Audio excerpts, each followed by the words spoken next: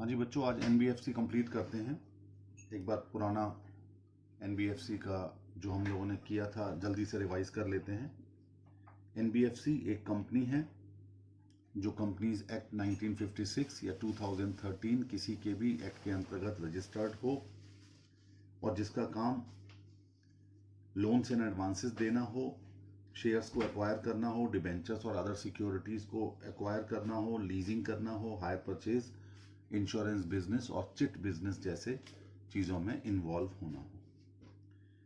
Reserve bank of India की definition में section 45(1)(f) में ये कहा गया है कि कोई कंपनी एनबीएफसी तभी कही जाएगी जब वो फाइनेंशियल इंस्टीट्यूशन हो, उसका प्रिंसिपल बिजनेस डिपॉजिट को रिसीव करना हो और उसे लैंड करना हो किसी भी मैनर में, और कोई भी एनबीएफसी तभी फाइनेंशियल इंस्टीट्यूशन मानी जाएगी जब 50-50 केस, यानी उसकी टोटल असेट्स का 50% फाइनेंशियल असेट होनी चाहिए और 50% उसकी ग्रॉस इनकम का फाइनेंसिंग असेट से ही प्राप्त होना चाहिए, तभी उसके प्रिंसिपल बिजनेस को फाइनेंशियल एक्टिविटी माना जाएगा। क्योंकि कई ऐसी कंपनीज भी हैं जो फाइनेंशियल बिजनेस के साथ साथ और बिजनेस में भी इन्वॉल्व हैं, तो ऐसी कंपनी के लिए ये 50-50 वाला फॉर्मूला अडॉप्ट किया जाता है। दूसरी चीज़, कोई भी ऐसी कंपनी जो एग्रीकल्चरल ऑपरेशंस में या इंडस्ट्रियल ऑपरेशन में या purchase and sale of goods में या सर्विसेज को प्रोवाइड करने में या कंस्ट्रक्शन के बिजनेस में, सेल और कंस्ट्रक्शन के बिजनेस में इमूवेबल प्रॉपर्टीज के अगर इन्वॉल्व है तो वो एनबीएफसी नहीं होगा, ये ध्यान रखिएगा। जहां तक आरबीआई के रजिस्ट्रेशन का सवाल है, हर एनबीएफसी के लिए आरबीआई के रजिस्ट्रेशन जरूरी नहीं है, लेकिन जिन कंपनीज के लिए जरूरी है उनकी कैपिटल 200 लाख 200 लाख होनी चाहिए। कैपिटल नहीं, net owned fund. Net owned fund अभी बताऊंगा कि नेट ओन्ड फंड क्या होता है। तो नेट ओन्ड फंड 200 लाख का होना चाहिए अगर कोई कंपनी रजिस्टर्ड होती है आरबीआई से। अब बैंक और एनबीएफसी में फर्क क्या है? एनबीएफसी डिमांड डिपॉजिट एक्सेप्ट नहीं करती, जबकि बैंक डिमांड डिपॉजिट एक्सेप्ट करता है। एनबीएफसी कोई भी पेमेंट और सेटलमेंट सिस्टम, जैसे बैंक में होता है कि आप किसी भी बैंक का चेक किसी को भी दे सकते हैं, वो बैंक आपस में सेटलमेंट करते रहते हैं, वो पेमेंट करते हैं आपके बिहाफ पर। आपने आपका अकाउंट एसबीआई में है, आपको किसी ने पीएनबी का दे दिया चेक, तो आप अपने खाते में गए और पीएनबी का चेक जमा करवा दिया। अब बैंक वो वसूलता रहेगा पीएनबी से, आपके खाते में जमा करेगा।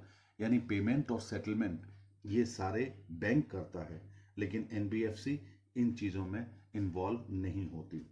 तीसरा, एनबीएफसी चेक इशू नहीं करती, जबकि बैंक चेक इशू करता है।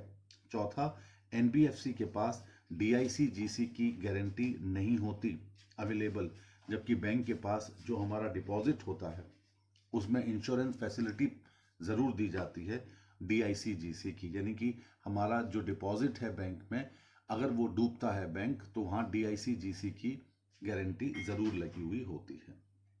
एनबीएफसी कई प्रकार की होती हैं, लेकिन कुछ ऐसी हैं जिनको आरबीआई से रजिस्ट्रेशन नहीं लेना है, जैसे हाउसिंग फाइनेंस कंपनी, ये नेशनल हाउसिंग बैंक से रेगुलेट होती है। मर्चेंट बैंकिंग कंपनीज, ये सेबी से होती है। स्टॉक एक्सचेंजेस, ये भी सेबी से होते हैं। ऐसी कंपनीज जो स्टॉक ब्रोकिंग में या सब ब्रोकिंग में एंगेज्ड हैं, जिनके बिजनेस, वो भी सेबी से ही जिनका रेगुलेशन होता है। वेंचर कैपिटल कंपनीज, ये भी सेबी से ही होती हैं। निधि कंपनीज, इनको मिनिस्ट्री ऑफ कॉरपोरेट अफेयर्स से रेगुलेट किया जाता है। इंश्योरेंस कंपनी, ये इरडा से रेगुलेट होती हैं। और चिट फंड कंपनीज, ये स्टेट गवर्नमेंट की अपनी बनाई हुई रूल्स के मुताबिक रेगुलेट की जाती हैं। एक बात और आपको बताई गई थी कि कोई भी कोर इन्वेस्टमेंट कंपनी जिसकी असेट साइड 100 करोड़ से कम का है या फिर 100 करोड़ से अधिक का भी है, बट लेकिन वो पब्लिक फंड्स को एक्सेस नहीं करती, उनको भी आरबीआई से रजिस्ट्रेशन की ज़रूरत नहीं है। बड़ी सिंपल सी बात है, अगर हम पब्लिक से डिपॉजिट नहीं ले रहे हैं तो फिर आरबीआई कहता है कि आपको किसी भी प्रकार के रजिस्ट्रेशन की हमारे पास ज़रूरत नहीं है। हमारे पास ज़रूरत सिर्फ तभी है जब आप पब्लिक से डिपॉजिट लें, पब्लिक का पैसा लें, तब हम आपको गाइडलाइंस इशू करेंगे। अब आरबीआई से रजिस्टर्ड वाली कंपनी कौन कौन सी हैं? उसमें असेट फाइनेंस कंपनी, जिसका बिजनेस प्रिंसिपल असेट के लिए फाइनेंस करना है और उसके टोटल बिजनेस का 60% इसी में इन्वॉल्व होना चाहिए।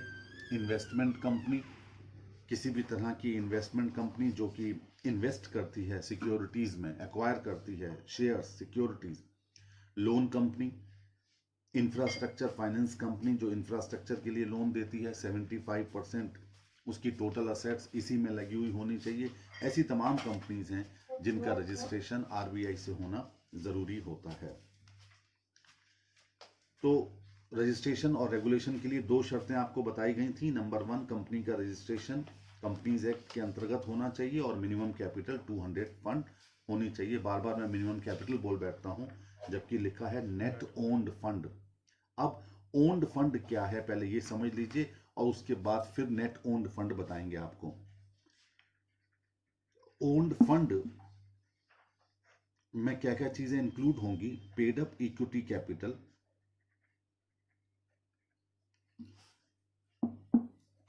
प्रेफरेंस शेयर कैपिटल वो इंक्लूड होगी जो कि कन्वर्टेबल हो compulsorily into equity. Free reserves add होंगे, सिक्योरिटी प्रीमियम अकाउंट का बैलेंस ऐड होगा और कैपिटल रिजर्व्स ऐड होंगे जो कैश में रिसीव्ड हुए हों। अगर असेट्स के रिवैल्यूएशन से कोई भी कैपिटल रिजर्व बना है वो इसमें ऐड नहीं होगा। ये क्वेश्चंस आ सकते हैं एग्जाम में, खाली इतना ही निकालने का। और इसमें से आप लेस करेंगे डेफर्ड रेवेन्यू एक्सपेंडिचर और दूसरा इनटेंजिबल असेट्स, ये इसमें से लेस कर दिया जाएगा। तो ये तो निकल के आ जाएगा ओन्ड फंड। एक बार दोबारा समझ लीजिए, पेड अप कैपिटल इक्विटी ले ली जाएगी, प्रेफरेंस शेयर कैपिटल जो कन्वर्टेबल है इक्विटी शेयर्स में, कंपल्सरली कन्वर्टेबल है, वो ले ली जाएगी। फ्री रिजर्व्स ऐड कर दिए जाएंगे, सिक्योरिटी प्रीमियम अकाउंट का बैलेंस ऐड कर दिया जाएगा। कैपिटल रिजर्व जो कैश में प्राप्त हुआ हो, यानी असेट को सेल करने पर जो आपको प्रॉफिट होता है, उसे अगर आप कैपिटल रिजर्व में ट्रांसफर करते हैं तो वो यहां पर आएगा। लेकिन अगर असेट को आपने रीवैल्यू किया हुआ है तो वो इसमें शामिल नहीं होगा, ये ध्यान रखिएगा। दूसरी चीज, इसमें से हम डेफर्ड रेवेन्यू एक्सपेंडिचर्स जैसे अंडरराइटिंग कमीशन, जैसे प्रिलिमिनरी एक्सपेंसेस, जैसे discount on issue of shares debenture, ये लेस कर दिए जाएंगे। और इनटेंजिबल असेट्स जो कि टेंजिबल नहीं है, अमूर्त संपत्तियां, उनको भी इसमें से लेस कर दिया जाएगा। तो निकल के आएगा ओन्ड फंड। एक तो ये पार्ट हो गया, इसे आपने नाम दे दिया ए पार्ट। अब दूसरा पार्ट है बी। बी पार्ट क्या है? आप ये चीजें लेस करेंगे ओन्ड फंड में से। और लेस कैसे करेंगे जरा बहुत ध्यान से समझना है। सबसे पहले investment in shares of subsidiary companies और सेम ग्रुप और अदर एनबीएफसी। अगर आपने इन्वेस्टमेंट कर रखा है शेयर्स में अपनी सब्सिडरी कंपनी में या सेम ग्रुप कंपनीज में या अदर एनबीएफसी में, तो उसे आपको लेस करना है। इसके अलावा book value of debentures, bonds, outstanding loans and advances including hire purchase and lease finance, ठीक है, एंड डिपॉजिट विद सब्सिडरीज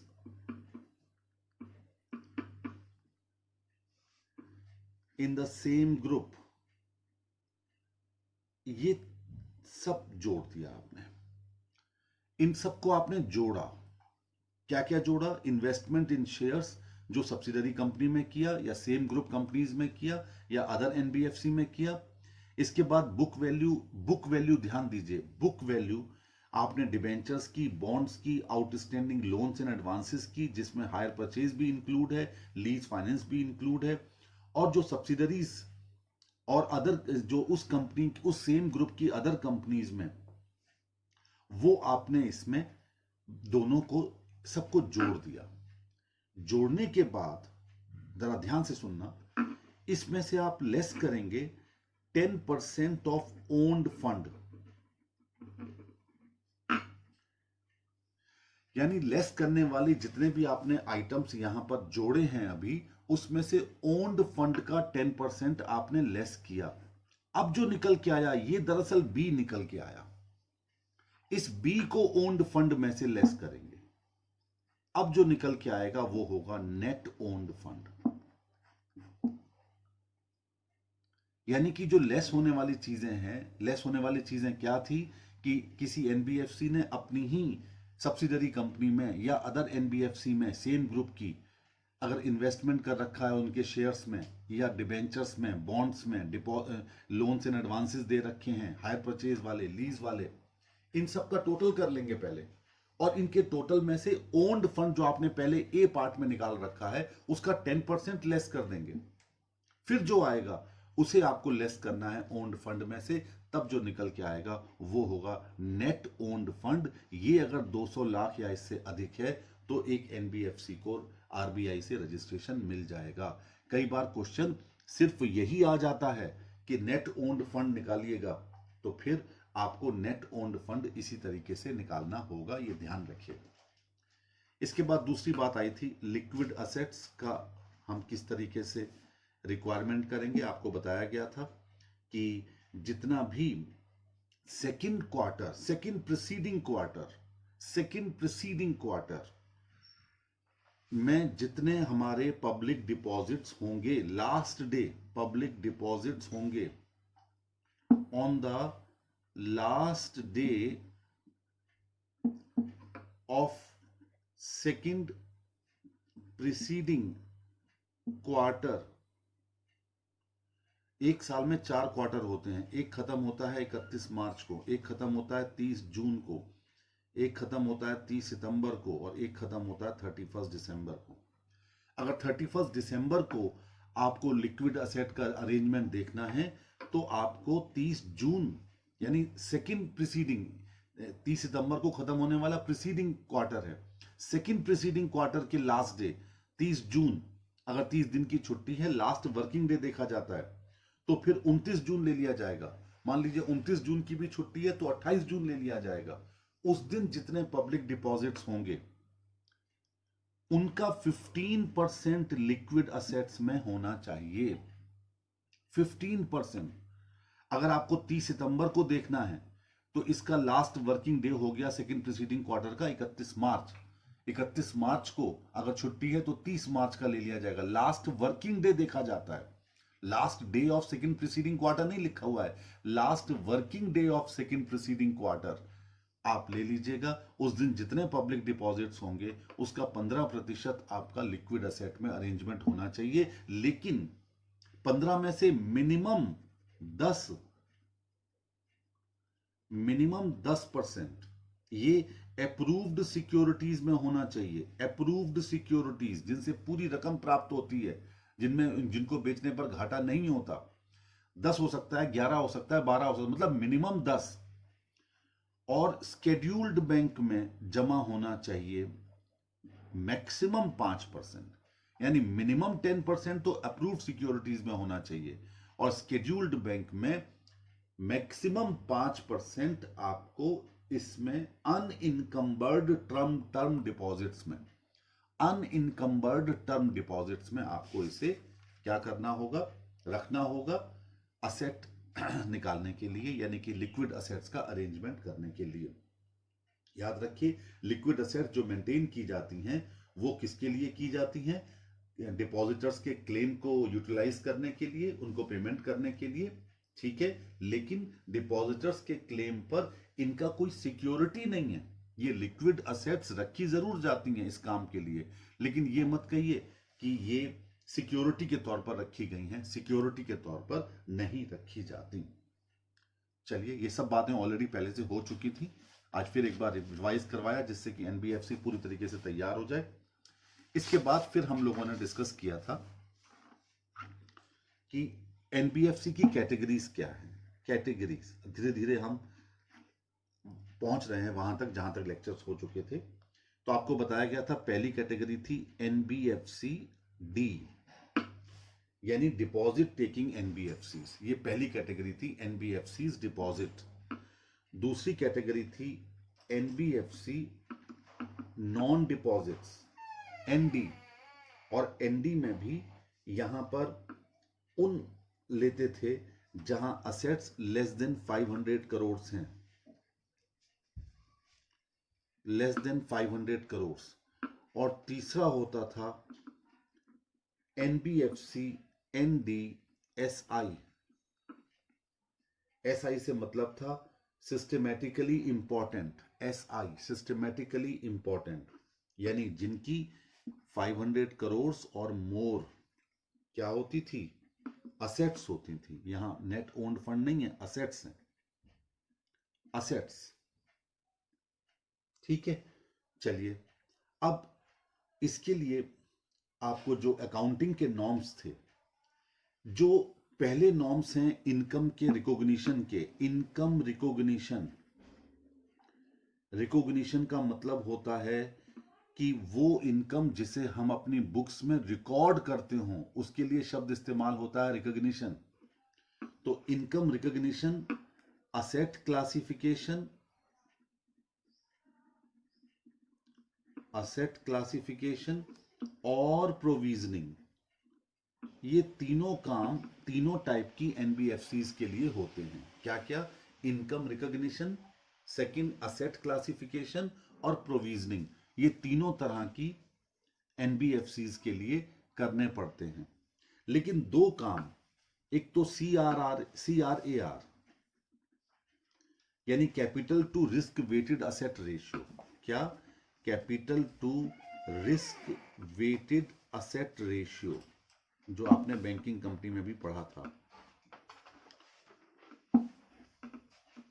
और credit concentration norms, credit concentration norms, ये सिर्फ और सिर्फ इन दोनों टाइप की NBFC ND, NBFC ND SI, इन दोनों पर ये अप्लाई होगा, ये पहली वाली कैटेगरी पर अप्लाई नहीं होगा। क्या क्या? सीआरएआर और क्रेडिट कंसंट्रेशन नॉर्म्स, ये सिर्फ लास्ट वाली दो पर अप्लाई होगा। इसके बाद हमने डिस्कस किया था कि कुछ डेफिनेशंस इंपॉर्टेंट थी, जिसमें सबसे पहली डेफिनेशन ब्रेकअप वैल्यू, इसका आगे चल करके बहुत यूज होने वाला है जब हम असेट क्लासिफिकेशन करेंगे। ब्रेकअप वैल्यू, ब्रेकअप वैल्यू क्या बताई गई थी आपको? इसका मतलब होता है equity capital plus reserves minus intangible assets and revaluation reserve divided by number of equity shares of investee company. यानी कि इक्विटी कैपिटल और रिजर्व्स ऐड कर दीजिए, इसमें से इंटेंजिबल असेट्स और रिवैल्यूएशन रिजर्व माइनस कर दीजिए। अब इसमें नंबर ऑफ इक्विटी शेयर्स को जब आप डिवाइड कर देंगे तो निकल के आ जाएगा क्या? Breakup value. ये जरूरी है, इन्वेस्टमेंट जब हम बताएंगे आपको तो कौन सा इन्वेस्टमेंट किस पर वैल्यू करना है। इसके बाद था कैरिंग कॉस्ट। कैरिंग कॉस्ट क्या है? कैरिंग कॉस्ट का मतलब है कैरिंग कॉस्ट। अब देखिए, ये फाइनेंस कंपनी है, यहां पर ज्यादातर जो असेट्स होंगी वो क्या होंगी? वो होंगी जो उसने लोन दे रखे होंगे, ठीक है ना, या फिर उसने कोई हायर परचेज पर बेची होंगी। तो वहां पर कैरिंग कॉस्ट का मतलब है book value of assets, book value of assets and interest accrued, दोनों को ऐड कर दीजिए thereon. Book value of asset और जितना इंटरेस्ट अब तक एक्रूड हो गया है बट नॉट रिसीव्ड, उसे जब हम ऐड कर देंगे तो निकल के आ जाएगी कैरिंग कॉस्ट। इसके बाद बताया था अर्निंग वैल्यू। अर्निंग वैल्यू क्या है? ये इक्विटी शेयर की वैल्यू है। इसमें आप एवरेज ऑफ प्रॉफिट लेंगे आफ्टर टैक्स। कितने साल के? ये लेंगे 3 साल के, जिसमें से प्रेफरेंस डिविडेंड लेस हो चुका हो और एक्स्ट्रा ऑर्डिनरी और नॉन रेकरिंग आइटम्स एडजस्ट हो चुके हों। ध्यान दीजिए, पिछले 3 साल का प्रॉफिट आफ्टर टैक्स लेना है after reducing the preference dividend and adjusted for extra ordinary and non recurring items. जो निकल के आएगा वहां पर मैन्युफैक्चरिंग कंपनी के लिए 8% से कैपिटलाइज करना है, ट्रेडिंग कंपनी के लिए 10% से करना है और 12% से करना है in case of other company that is NBFC also. याद रखिएगा, पिछले 3 साल का हम क्या निकालेंगे, हम 3 साल के प्रॉफिट ले लेंगे आफ्टर टैक्स, उसमें से प्रेफरेंस डिविडेंड घटा होना चाहिए, एक्स्ट्रा ऑर्डिनरी आइटम और नॉन रेकरिंग आइटम्स एडजस्ट हुए होने चाहिए। एवरेज निकालने के बाद जितना निकल के आएगा उसमें नंबर ऑफ इक्विटी शेयर्स को डिवाइड कर देंगे, क्योंकि आपको अर्निंग वैल्यू चाहिए, अर्निंग पर शेयर नहीं चाहिए। आपने जो इक्विटी शेयर्स को डिवाइड किया तो वो अर्निंग पर शेयर आया, अब उसकी वैल्यू निकालनी है। तो अगर मैन्युफैक्चरिंग कंसर्न है तो 8% डिवाइडेड बाई 8 इंटू 100 कर देंगे, ट्रेडिंग कंसर्न है डिवाइडेड बाई 10 इंटू 100 कर देंगे, और अगर एनबीएफसी है तो डिवाइडेड बाई 12 इंटू 100 कर देंगे। तो क्या आ जाएगी, अर्निंग वैल्यू आ जाएगी। इसके बाद फेयर वैल्यू निकालने के लिए क्या कहा था कि अर्निंग वैल्यू और ब्रेकअप वैल्यू इन दोनों का एवरेज फेयर वैल्यू होगा। Earning value plus breakup value in दोनों का average divided by 2 will be the fair value. ठीक है। नेट बुक वैल्यू के बारे में क्या कहा गया था, नेट बुक वैल्यू के बारे में कहा गया था कि जितनी भी हायर परचेज असेट है उसमें जितना पेमेंट ओवर ड्यू है और फ्यूचर इंस्टॉलमेंट रिसीवेबल हैं उसमें से आप रिड्यूस कर देंगे अनमैच्योर्ड फाइनेंस चार्जेस, यानी वो फाइनेंस चार्जेस जो कि अनमैच्योर्ड हैं, मींस अभी तक मैच्योर नहीं हो पाए हैं, उन फाइनेंस चार्जेस को आप लेस कर देंगे और इसके बाद उसमें से प्रोविजन लेस कर देंगे जो आगे चल करके आपको पैराग्राफ 9(2) में बताए जाएंगे। तो जो निकल के आएगी वो होगी net book value of hire purchase asset. दोबारा समझ लीजिए कि जितनी रकम फ्यूचर इंस्टॉलमेंट आपको रिसीवेबल है हायर परचेज पर बेची हुई असेट के, उन सबका टोटल कर लीजिए, उसमें से अनमैच्योर्ड फाइनेंस चार्जेस को कम कर दीजिए और वो जो प्रोविजन आप बनाएंगे, अभी थोड़ी देर में आपके साथ डिस्कस करूंगा, उनको लेस करने के बाद जो वैल्यू बचेगी वो हायर परचेज असेट की नेट बुक वैल्यू होगी। और लीज्ड असेट का क्या करेंगे, खाली कैपिटल पोर्शन जो लीज रेंटल का है, जो रिसीवेबल है, उसे आप ऐड कर देंगे and depreciated book value of lease asset, जितना रेंटल जो कैपिटलाइज होने वाला है वो, और depreciated book value of lease asset as adjusted by the balance of lease adjustment account. इसमें से लीज एडजस्टमेंट अकाउंट में जितना एडजस्टमेंट होगा वो लेस करने के बाद, एडजस्ट करने के बाद जो निकल के आएगा उसे हम क्या कहेंगे, लीज्ड असेट की net book value. Infrastructure finance company क्या होती है, जिसका 75% टोटल असेट्स का किस में लगा होना चाहिए, इंफ्रास्ट्रक्चर लोन में लगा होना चाहिए। ठीक है जी। चलिए अब इसके बाद, अभी तक हम लोग वहां पर नहीं पहुंच पाए हैं जहां पर हम पहुंचना चाहिए था, इन्वेस्टमेंट का हम लोग अकाउंटिंग कर रहे थे। बस अब एक पॉइंट और है, इनकम रिकॉग्निशन, वो एक बार और समझ लेते हैं, उसके बाद फिर हम नए टॉपिक पर चलेंगे जो आज से शुरुआत होगी। Income recognition. देखिए, इनकम रिकॉग्निशन के लिए वही सेम अकाउंटिंग प्रिंसिपल्स का आपको ध्यान रखना है। इनकम में क्या क्या इंक्लूड होगा एनबीएफसी के लिए, एक तो इंटरेस्ट और दूसरा डिस्काउंट और any other charges on NPA shall be recognized only when it is actually realized। ध्यान दीजिएगा, कोई भी असेट पर इनकम एनबीएफसी के लिए तभी रिकॉग्नाइज की जाएगी इंटरेस्ट की फॉर्म में या डिस्काउंट की फॉर्म में या एनी अदर चार्जेस की फॉर्म में, when it is actually realized। Any such income recognized before the asset became non-performing and remaining unrealised shall be reversed.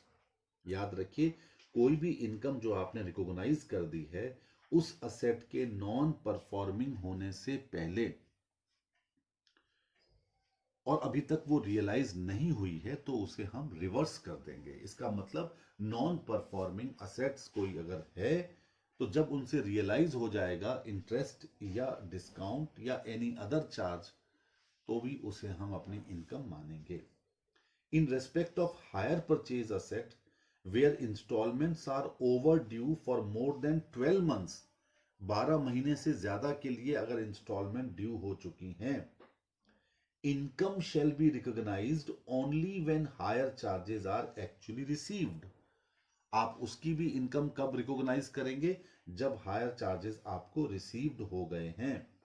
Any such income taken to the credit of profit and loss account before the asset became non performing and remaining unrealised shall be reversed.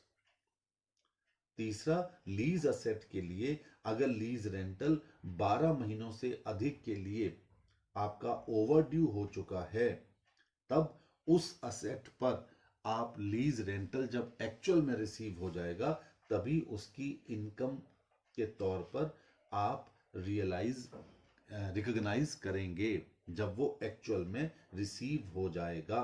ये ध्यान रखिएगा। अब ये तो था income का recognition. अब income from investment के बारे में क्या कहा गया है? जब किसी भी कॉरपोरेट बॉडीज या म्यूचुअल फंड्स के यूनिट्स अगर इस एनबीएफसी ने परचेज किए हैं तो उन पर जितना डिविडेंड प्राप्त होने वाला है वो एक्रूअल बेसिस पर इंक्लूड होगा, बशर्ते कि उन कॉरपोरेट बॉडीज ने अपनी एनुअल जनरल मीटिंग में ये डिविडेंड डिक्लेयर कर दिया हो और इनका उसे प्राप्त करने का राइट इस्टेब्लिश हो चुका हो एनबीएफसी का, तब आप उसे अपनी बुक्स में शो कर सकते हैं डिविडेंड। जहां तक बॉन्ड्स और डिबेंचर्स का सवाल है, जब किसी एनबीएफसी ने वो किसी कॉरपोरेट बॉडी या किसी गवर्नमेंट सिक्योरिटीज पर आपको मिलने वाला है तो उन पर भी एक्रूअल बेसिस पर आप उसे अपनी इनकम मानेंगे, क्योंकि वो गवर्नमेंट बॉडीज के हैं डिबेंचर्स और बॉन्ड, या कॉरपोरेट बॉडीज के हैं जो जनरली सिक्योर्ड होते हैं। तो स्वाभाविक है उन पर आपको मतलब अगर इंटरेस्ट लगातार हमें रिसीव हो रहा है रेगुलरली, एरियर्स में नहीं है, तो आप एक्रूअल बेसिस पर उसे अपनी इनकम मान लेंगे। तीसरा, income on securities of corporate bodies और public sector undertakings, the payment of interest and repayment of principal of which have been guaranteed by central government or any state government shall be taken into account on accrual basis। यानी government की जितनी भी securities होती हैं, चाहे वो central government की हो चाहे वो स्टेट गवर्नमेंट की हो, उन पर किसी भी प्रकार का इंटरेस्ट एक्रूअल बेसिस पर ऐड होता है, ना कि रिसीव्ड बेसिस पर। लेकिन एनपीए जितनी भी हो चुकी हैं या 12 महीने से जिनका ओवर ड्यू चल रहा है, लीज्ड असेट थी या हायर परचेज असेट थी या इंटरेस्ट डिस्काउंट थे, तो उन पर रिसीव्ड होने पर ही हमें उसे इनकम की तरह ट्रीट किया जाएगा। ठीक है, अब हम आज का टॉपिक शुरू करेंगे। अभी तक तो हमने पुराना रिवाइज किया, अब दो टॉपिक रह गए, एक तो इन्वेस्टमेंट वाला यानी क्लासिफिकेशन ऑफ असेट्स और दूसरा प्रोविजनिंग। तो सबसे पहले है इन्वेस्टमेंट। किसी भी एनबीएफसी के लिए इन्वेस्टमेंट क्या है? दरअसल एनबीएफसी के board of directors, every NBFC के बोर्ड ऑफ डायरेक्टर्स एक इन्वेस्टमेंट पॉलिसी फ्रेम करते हैं और उसे वो इंप्लीमेंट करते हैं अपनी एनबीएफसी के कारोबार में। इन्वेस्टमेंट दो प्रकार का होता है, एक करेंट इन्वेस्टमेंट और दूसरा लॉन्ग टर्म इन्वेस्टमेंट।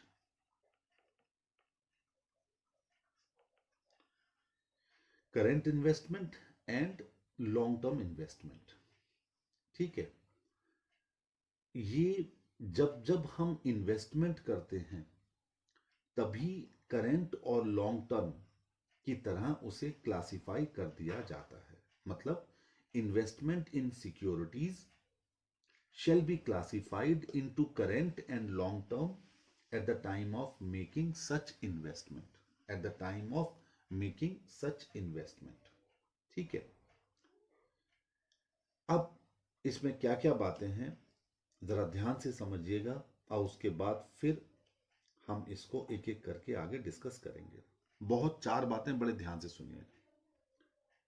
पहला, there shall be no inter-class transfer on ad hoc basis। किसी भी तरह का इंटर क्लास ट्रांसफर नहीं होता। इंटर क्लास का मतलब जैसे एक डिबेंचर 8% वाले हैं, 10% वाले हैं, तो ये अलग अलग क्लास हो गए, तो इंटर क्लास में किसी तरह का ट्रांसफर नहीं होगा।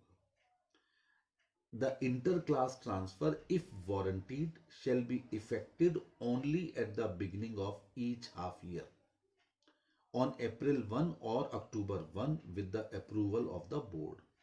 अगर किसी भी तरह का इंटर क्लास ट्रांसफर है, अगर वारंटीड है ये, तो ये इफेक्ट होगा at the beginning of each half year, यानी या तो 1 अप्रैल को पहला हाफ ईयर शुरू हो रहा होता है या दूसरा हाफ ईयर 1 अक्टूबर से शुरू हो रहा होता है, यानी 30 सितंबर के बाद, तभी ये इफेक्ट में आ सकता है। Investment shall be transferred script wise from current to long term और vice versa at book value और market value whichever is less. कोई भी इन्वेस्टमेंट ट्रांसफर किया जा सकता है स्क्रिप्ट वाइज, यानी कि अलग अलग स्क्रिप्ट वाइज, ये नहीं कि सारा इकट्ठा, ग्रुप वाइज नहीं, स्क्रिप्ट वाइज। करेंट को लॉन्ग टर्म में या लॉन्ग टर्म को करेंट में, बुक वैल्यू और market value whichever is lower पर। The depreciation if any in each script shall be fully provided for and appreciation if any shall be ignored. अगर किसी long term investment की value में depreciation हुआ है, उसकी value अगर कम हुई है, तो उसे आप अपनी P&L में जरूर दिखाएंगे NBFC के, यानी उसको हम अपना लॉस जरूर मानेंगे। लेकिन अगर कोई एप्रिसिएशन हुआ है तो उसे आप इग्नोर करेंगे, ये बात ध्यान रखिएगा। एक बात और ध्यान रखिएगा कि एक स्क्रिप्ट में अगर डेप्रिसिएशन हुआ है और दूसरी स्क्रिप्ट में अगर एप्रिसिएशन हुआ है, तो एक स्क्रिप्ट का डेप्रिसिएशन दूसरी स्क्रिप्ट के एप्रिसिएशन से एडजस्ट नहीं होगा। डेप्रिसिएशन आप एज इट इज मानकर चलेंगे अपने P&L के डेबिट साइड में, और एप्रिसिएशन को आपको इग्नोर करना है। The depreciation in one script shell not be set off against appreciation in another script at the time of such inter-class transfer, even in respect of the scripts of the same category। ये याद रखना। तो चार बातें हो गई। पहली चीज, no inter class transfer on ad hoc basis. दूसरा, इंटर क्लास ट्रांसफर अगर वारंटीड है तो वो हाफ ईयरली की बिगिनिंग में किया जा सकता है, यानी 1 अप्रैल या 1 अक्टूबर को। तीसरा, इन्वेस्टमेंट ट्रांसफर की जा सकती है current to long term, long term to current, लेकिन स्क्रिप्ट वाइज, ग्रुप वाइज नहीं। चौथा, डेप्रिसिएशन अगर हो रहा है, असेट की वैल्यू अगर कम हो रही है, तो हम उसको शो करेंगे, उसे प्रोवाइड करेंगे। लेकिन अगर एप्रिसिएशन हो रहा है तो उसे हम इग्नोर करेंगे। और पांचवी बात कि एक स्क्रिप्ट का डेप्रिसिएशन दूसरी स्क्रिप्ट के एप्रिसिएशन से कभी भी सेट ऑफ नहीं होगा। एप्रिसिएशन इग्नोर होगा और डेप्रिसिएशन प्रोवाइडेड होगा, यह हमेशा ध्यान रखिएगा। अब लॉन्ग टर्म इन्वेस्टमेंट को तो हम कॉस्ट पर शो करते हैं, जैसा कि हम AS 13 में पढ़ चुके हैं। लेकिन करेंट इन्वेस्टमेंट को हम और दो कैटेगरीज में बांटेंगे। एक होता है coated current investment, coated current investment, और दूसरा होगा अनकोटेड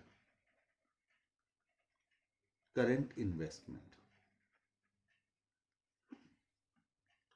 ठीक है, अब कोटेड करंट इन्वेस्टमेंट को भी हम 3 कैटेगरी में बांट रहे हैं। पहली category equity shares,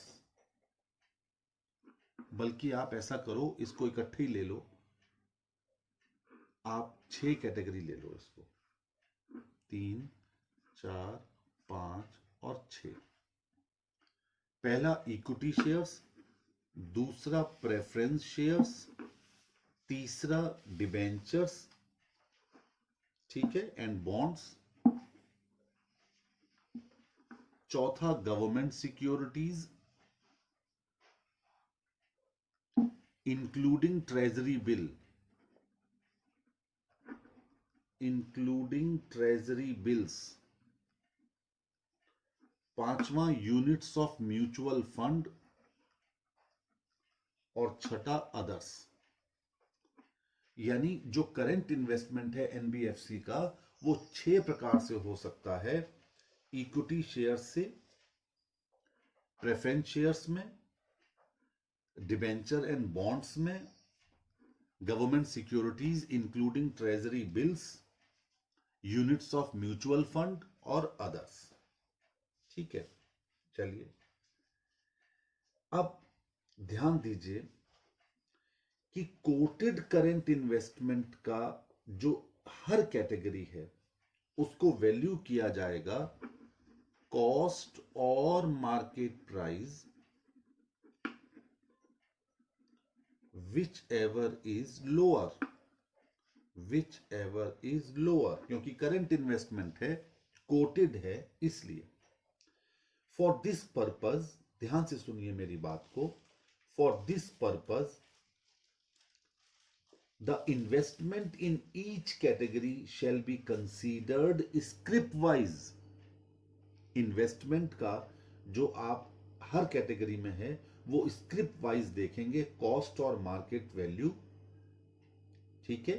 for this purpose the investments in each category shall be considered script wise and the cost and market value aggregated for all investments in each category।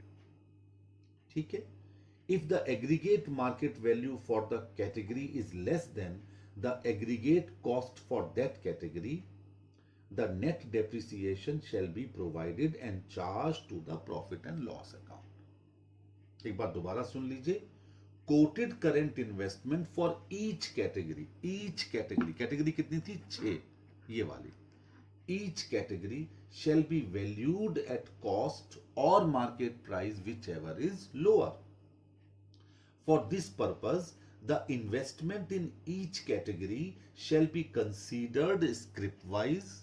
Script wise उसे consider किया जाएगा, हर category को, हर category को script wise किया जाएगा।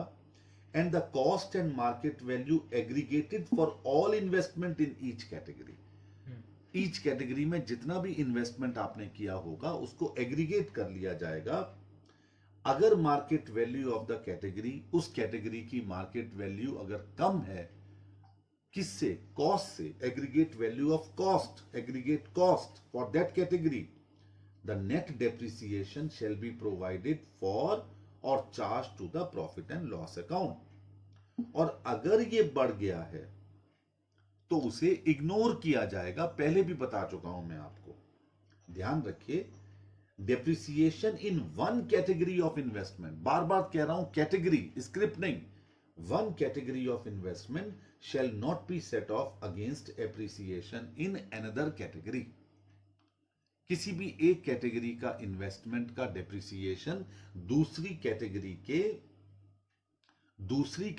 के appreciation से set of नहीं होगा।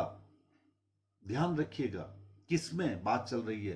कोटेड करंट इन्वेस्टमेंट की बात चल रही है, कोटेड करंट इन्वेस्टमेंट की बात चल रही है, ठीक है। अब आइए अनकोटेड करंट इन्वेस्टमेंट, इसमें थोड़ा सा ध्यान रखना है आपको। अनकोटेड करंट इन्वेस्टमेंट, सबसे पहले इक्विटी शेयर्स, इसके लिए लिखिए कॉस्ट और ब्रेकअप वैल्यू। अभी बताया गया था ब्रेकअप वैल्यू क्या है। कॉस्ट ऑफ और breakup value whichever is less.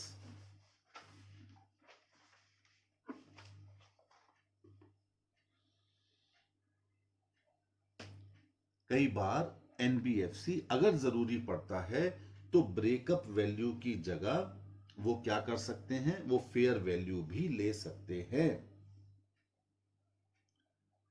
ध्यान रखिएगा, आपको एक बात और बोलने वाला हूं, इसको जरूर नोट कर लीजिए। Where the balance sheet of the investing company is not available for 2 years, अगर 2 साल की इन्वेस्टिंग कंपनी की बैलेंस शीट आपको नहीं मिली है, such shares shall be valued at 1 rupee only. 1 rupee only, तब उन शेयर्स को 1 रुपी के वैल्यू में आपको वैल्यू करना है। क्योंकि क्वेश्चन में आपसे कहा गया कि आपको ब्रेकअप वैल्यू निकालनी है और कॉस्ट निकालनी है विच एवर इज लोअर। और ब्रेकअप वैल्यू के लिए आपको क्या बताया गया था कि इक्विटी कैपिटल और रिजर्व्स आप टोटल कर लीजिए, उसमें से इंटेंजिबल असेट और रिवैल्यूएशन रिजर्व घटा दीजिए और उसे नंबर ऑफ इक्विटी शेयर से डिवाइड कर दीजिए, तो निकल के आ जाएगी ब्रेकअप वैल्यू। फिर आपको बताया गया था कि ब्रेकअप वैल्यू अगर नहीं है तो फिर आप उसकी जगह फेयर वैल्यू भी ले सकते हैं। अब फेयर वैल्यू की का मतलब था earning value plus breakup value divided by 2।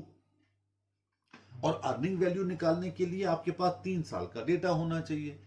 अब मान लीजिएगा किसी भी इन्वेस्टी कंपनी की 2 साल की बैलेंस शीट अवेलेबल ही नहीं है, तो ऐसी कंडीशन में उस एनबीएफसी के शेयर्स को 1 रुपए में वैल्यू किया जाएगा। ठीक है। अब आइए अनकोटेड करेंट इन्वेस्टमेंट का दूसरी कैटेगरी, और वो है प्रेफरेंस शेयर्स। इसके लिए क्या है, इसके लिए है कॉस्ट और face value, face value whichever is lower, ये याद करने पड़ेंगे, whichever is less, cost और face value whichever is less, किसके लिए, प्रेफरेंस शेयर्स के लिए। ठीक है। अच्छा, इसके बाद गवर्नमेंट सिक्योरिटीज में अगर आपने इन्वेस्ट कर रखा है, अनकोटेड है वो, अनकोटेड गवर्नमेंट सिक्योरिटीज में या गवर्नमेंट की गारंटीड बॉन्ड में, तो उसे कैरिंग कॉस्ट पर आपको वैल्यू करना है। गवर्नमेंट सिक्योरिटीज में कैरिंग कॉस्ट पर आपको उसे वैल्यू करना है। अब अगर म्यूचुअल फंड में कर रखा है आपने, तो उसे किस पर करना है, net asset value declared by the mutual fund in respect of particular scheme. Net asset value यानी जिसके आपने म्यूचुअल फंड के यूनिट्स परचेज किए हुए हैं, उसने जितने में उन यूनिट्स को नेट असेट वैल्यू उसकी बताई है, आपको उतने में उसे वैल्यू करना है। इसके अलावा कमर्शियल पेपर्स, ये किस में करने हैं, कैरिंग कॉस्ट में, कैरिंग कॉस्ट में, कमर्शियल पेपर्स कैरिंग कॉस्ट में। यानी कि गवर्नमेंट सिक्योरिटीज और कमर्शियल पेपर्स में तो किसी तरह का कोई झंझट होता ही नहीं है, वहां तो कोई लॉस होने का सवाल ही नहीं है, तो उनको कैरिंग कॉस्ट पर करना है। इक्विटी शेयर्स में किया है तो उसे ब्रेकअप वैल्यू और cost which ever is less पर करना है। प्रेफरेंस शेयर्स के लिए कॉस्ट और face value whichever is less पर करना है। ठीक है। और म्यूचुअल फंड्स के लिए हम किस पर करेंगे, हम करेंगे जितनी यूनिट्स की वैल्यू डिसाइड की है उस कंपनी ने जिसके म्यूचुअल फंड में आपने पैसा लगा रखा है। ये आपको ध्यान रखना है कम से कम इस पर्टिकुलर के लिए। तो ये इन्वेस्टमेंट हो गया, किसको किस प्राइस पर वैल्यू करना है। एक बार दोबारा से सम अप कर लेते हैं। पहला, लॉन्ग टर्म इन्वेस्टमेंट को तो जो अकाउंटिंग स्टैंडर्ड इशू किया है आईसीएआई के द्वारा यानी 13 के द्वारा, उतने में वैल्यू किया जाता है, यानी वही कॉस्ट में, यानी इसकी तो काम खत्म हो गया। इसके बाद करेंट इन्वेस्टमेंट को आपने डिस्ट्रीब्यूट किया, क्लासिफाई किया, एक कोटेड करेंट इन्वेस्टमेंट में और दूसरा अनकोटेड में। जहां तक कोटेड करेंट इन्वेस्टमेंट का सवाल था, वो 6 जगह हो सकता है, equity share, preference share, debentures and bond, government securities including treasury bills, units of mutual fund और अदर्स में। इनके लिए बड़ा सिंपल था cost or market price whichever is lower, cost or market price whichever is lower।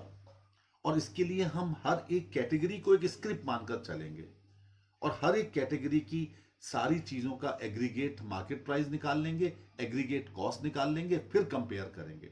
और साफ साफ बताया गया, अगर डेप्रिसिएशन होगा तो उसको प्रोवाइड करेंगे। डेप्रिसिएशन कब होगा? जब मार्केट वैल्यू कम हो चुकी होगी, और मार्केट वैल्यू अगर बढ़ी हुई है तो उसे एप्रिसिएशन कहेंगे, और उस एप्रिसिएशन को हम कभी भी शो नहीं करते, यानी उसे अपनी इनकम नहीं मानते। प्रूडेंस कंसेप्ट कहता है उसे इग्नोर किया जाता है। और किसी भी कैटेगरी का डेप्रिसिएशन दूसरी कैटेगरी के एप्रिसिएशन से कभी भी सेट ऑफ नहीं होगा। अब इसके बाद अनकोटेड की बात आई। अनकोटेड में अलग अलग कैटेगरीज के लिए अलग अलग रूल्स हैं, लेकिन समझना बहुत आसान है। सबसे पहले गवर्नमेंट सिक्योरिटीज और कॉमर्शियल पेपर्स में किसी भी तरह का कोई रिस्क नहीं होता, पैसा पूरा मिलने की संभावना होती है, इसलिए कैरिंग कॉस्ट पर इसे वैल्यू किया जाएगा।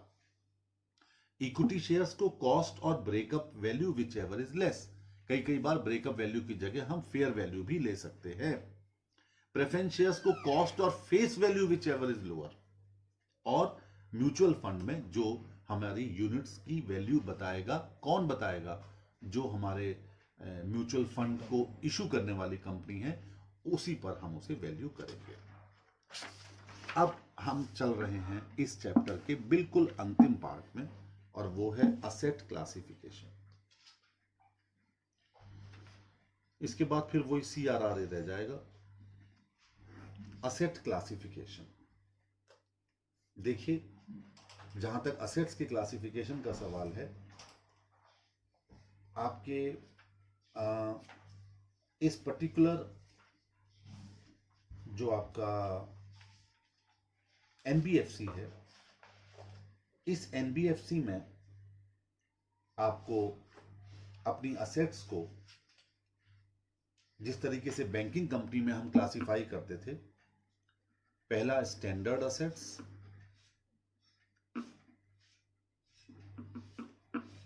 दूसरा सब स्टैंडर्ड असेट्स,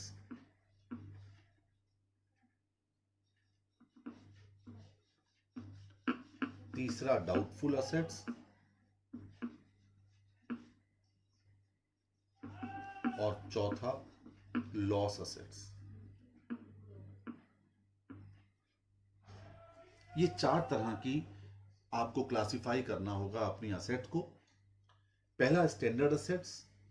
स्टैंडर्ड असेट्स वो हैं जहां जिसकी प्रिंसिपल और इंटरेस्ट के रीपेमेंट में किसी तरह की कोई प्रॉब्लम नहीं है, not carry more than normal risk attached to the business, यानी इसमें नो रिस्क हो गया, कोई रिस्क नहीं होता, उसे हम स्टैंडर्ड असेट कहेंगे। ऐसे ही हम बैंकिंग कंपनी के केस में कहा करते थे। इसके बाद आता है सब स्टैंडर्ड असेट्स। एक बात ध्यान रखिएगा कि सब स्टैंडर्ड असेट्स क्या हैं, उसके लिए जरा ध्यान से सुन लीजिएगा। इसके लिए कहा गया है कि जो systematically important non deposit financial NBFC हैं और डिपॉजिट टेकिंग कंपनी है, उनके लिए कहा गया है कि कोई भी asset which has been classified as non performing asset for a period not exceeding 14 months, 14 महीने, नॉट एक्सीडिंग 14 महीने, यानी कोई भी असेट जिसे नॉन परफॉर्मिंग डिक्लेयर किए हुए 14 महीने से अधिक नहीं की हुए हैं, उसको हम क्या कहेंगे? उसे हम सब स्टैंडर्ड असेट की कैटेगरी में रखेंगे।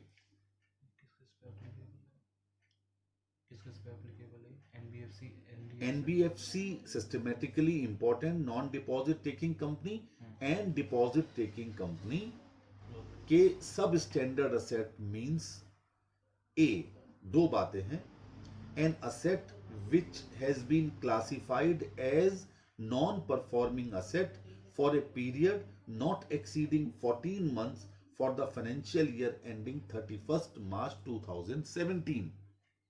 और be an asset where the terms of the agreement regarding interest and or principal have been renegotiated or rescheduled or restructured after commencement of operation until the expiry of 1 year of satisfactory performance under the renegotiated or rescheduled or restructured terms. यानी कि आपको ये ध्यान रखना है कि किसी भी असेट को जब आप सब स्टैंडर्ड असेट की तरह ट्रीट करेंगे तो वहां पर दो बातें ध्यान रखिएगा। पहली बात तो है कि उसे नॉन परफॉर्मिंग हुए 14 महीने से अधिक ना हुए हों, और दूसरा कि आपको ये कहा गया कि जब उसका एग्रीमेंट इंटरेस्ट और प्रिंसिपल का रीनेगोशिएट किया गया हो, रीस्केड्यूल्ड किया गया हो, रीस्ट्रक्चर्ड किया गया हो after commencement of operations until the expiry of 1 year of satisfactory performance under the renegotiated or rescheduled, तब तक उसे सब स्टैंडर्ड असेट कहा जाएगा। अब ये जो 14 महीने का क्राइटेरिया है, जरा ध्यान से सुन लीजिए, ये आपकी स्टडी में नोट करके भी दिया गया है। 14 महीने का क्राइटेरिया है सब स्टैंडर्ड असेट को क्लासिफाई करने का।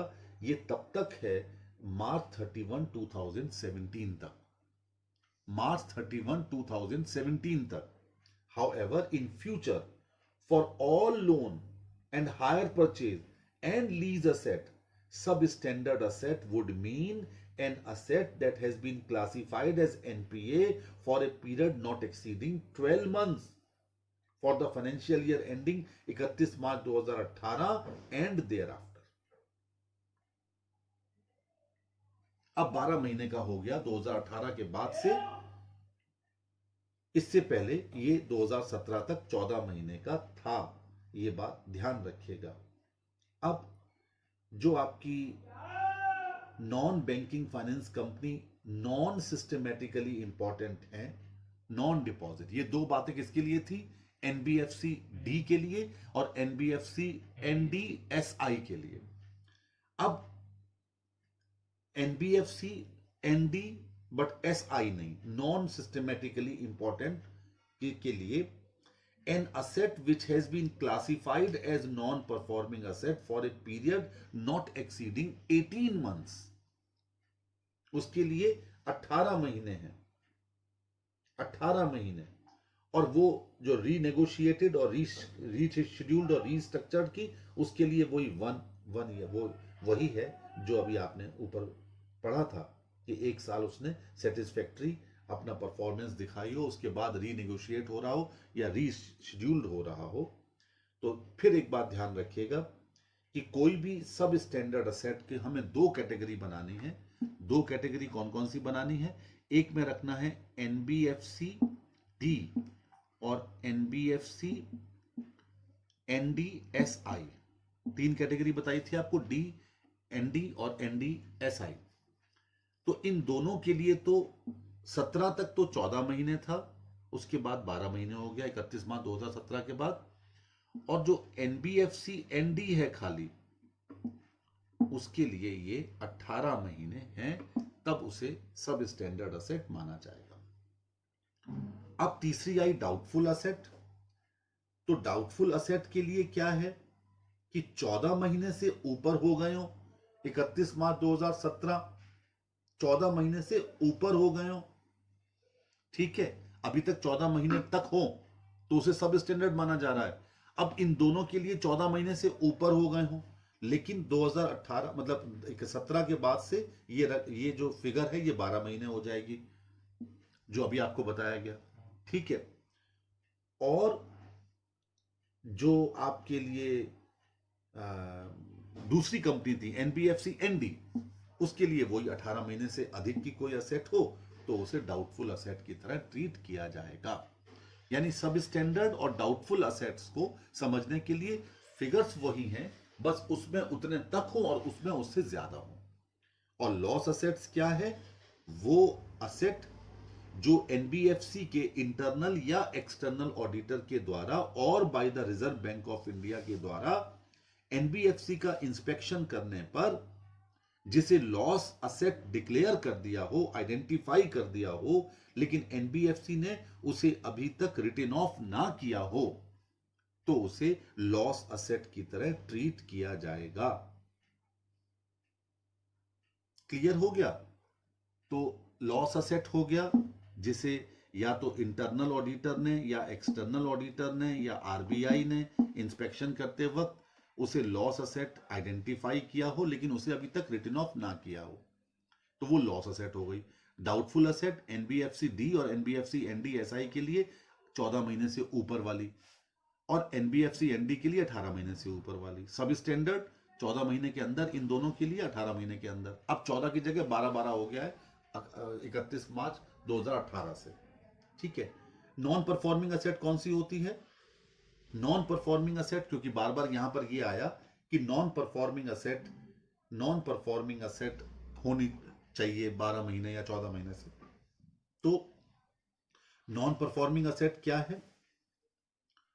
An asset in respect of which interest has remained overdue for a period of 6 months or more. 6 महीने या उससे अधिक की अवधि के लिए अगर इंटरेस्ट ड्यू है तो उसे नॉन परफॉर्मिंग असेट माना जाएगा। ठीक है। A term loan inclusive of unpaired interest when the installment is overdue for a period of 6 months or more, or which interest amount remained overdue for a period of 6 months or more. यानी 6 महीने या से अधिक से principal या interest दोनों अगर due हैं तो उसे नॉन परफॉर्मिंग असेट माना जाएगा, टर्म लोन के लिए भी। और जहां तक किसी और असेट का सवाल है वहां इंटरेस्ट 6 महीने से ड्यू हो। तीसरा, ए डिमांड और call loan which remained over due for a period of 6 months or more from the date of demand or call on which interest amount remained overdue for a period of 6 months or more. ठीक है। चौथा, a bill which remains overdue for a period of 6 months or more. ये अच्छी बात है कि सभी में 6 months की ही बात आ रही है। E, the interest in respect of a debt or the income on receivables under the head other current assets in the nature of short-term loans advances which facility remained overdue for a period of 6 months or more. Any dues on account of sale of asset or services rendered or reimbursement of expenses incurred which remains overdue for a period of 6 months or more. अब फिर यहां पर एक कहानी आ गई। ये सारी चीजें as per non banking financial company, ध्यान से सुनना, systematically important, non-deposit taking company and deposit taking company. The above 6 months criteria for the assets covered under A to F, जितनी बातें मैंने आपको बताई, is 4 months for the financial year ending March 31, 2017 and from next year ending March 31, 2018 and thereafter it will be 3 months. यानी ये 6 महीने, ये तो अभी जो बताया गया कि 31 मार्च 2017 तक तो ये 4 महीने हैं और उसके बाद से ये 3 महीने हो गए हैं। लेकिन ये 6 महीने स्टार्टिंग में एनपीए के लिए लिखे गए थे 2017 से भी पहले, जब ये एनबीएफसी का कानून बना था। ठीक है। इसके बाद the lease rentals and hire purchase instalment which has become overdue for a period of 12 months और मोर। लेकिन फिर वही बात आ गई, अब ये 6 महीने हो गया और 31 मार्च 2018 के बाद अब ये 3 महीने हो गया। यानी क्वेश्चन में अगर क्वेश्चन 2017 से पहले तक का आता है तो फिर हमें 2017 से पहले वाली बात माननी पड़ेगी, और उसके बाद का क्वेश्चन आता है तो हमें उसके बाद वाली बात को मानना पड़ेगा। अब प्रोविजन कैसे करना है? लॉस असेट्स का पूरा 100%, बिल्कुल वही है बैंक वाला, कहीं भी कोई चेंज नहीं है। डाउटफुल असेट्स के लिए एक बात ध्यान रखिएगा कि 100% provision to the extent to which the advance is not covered by the realisable value of the security. Unsecured portion के लिए 100%, याद कीजिए बैंकिंग कंपनी में भी यही था। और जो सिक्योर्ड पोर्शन है उसके लिए up to 1 year 20%, 1 to 3 years 30% और मोर देन 3 years 50%। ठीक है। अच्छा, सब स्टैंडर्ड असेट्स के लिए 10%। ठीक है। और स्टैंडर्ड असेट्स के लिए अब इसको बदल दिया गया है 0.40%। स्टैंडर्ड असेट्स के लिए यही बैंक में था, सेम परसेंटेज है।